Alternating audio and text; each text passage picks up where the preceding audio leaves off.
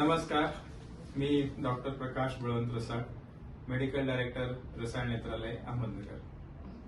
आपण जाणतोच की आता होळी जवळ येत आहे आणि होळी म्हणजे की आली की आपण कलर खेळतो किंवा रंग खेळतो.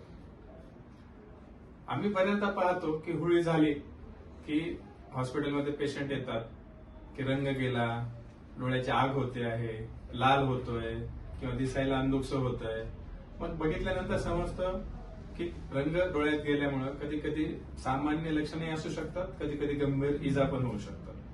तर आज मी तुम्हाला या गोष्टीवर मार्गदर्शन करणार आहे की होळीचे रंग खेळताना काळजी काय घ्यायची.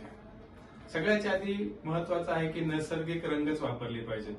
कुठले कॉस्मेटिक्स किंवा केमिकल्स असलेले रंग अवॉइड केले पाहिजेत किंवा टाळले पाहिजेत. दुसरं म्हणजे प्रोटेक्टिव्ह ग्लासेस वापरायला हवेत. आपल्याकडे सनग्लासेस असतात बऱ्याच जणांकडे, तर ह्या प्रोटेक्टिव्ह ग्लासेसने काय होतं की जो येणारा कलर किंवा रंग आहे तो इथेच अडकला जातो किंवा डोळ्यामध्ये जात नाही.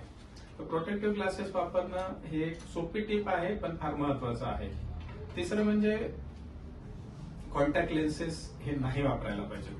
बरं, कॉन्टॅक्ट लेन्स ही काळ्या बॉलीला डायरेक्ट अटॅच केलेली एक लेन्स असते, त्यामुळे कॉन्टॅक्ट लेन्सेस अवॉइड केले पाहिजेत. डोळ्याला चोळणे हे सुद्धा टाळलं गेलं पाहिजे.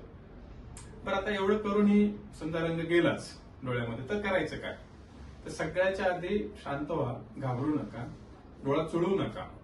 थंड पाण्यानं किंवा ड्रिंकिंग वॉटर पिण्याच्या पाण्यानं डोळा स्वच्छ धुवा, चांगला स्वच्छ धुवा.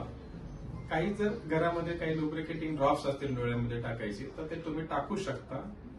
आणि समजा तुमची लक्षणं तुम्हाला वाटली की जास्त सिव्हिअर आहेत किंवा जास्त लक्षणं वाटतात तर जवळच्या नेत्रतज्ञांचा सल्ला घ्या. होळीचा आनंद तर घ्यायलाच पाहिजे, रंगही खेळायलाच पाहिजे, परंतु त्यासोबत डोळ्याची काळजी घ्यायला पाहिजे. Stay healthy, stay happy.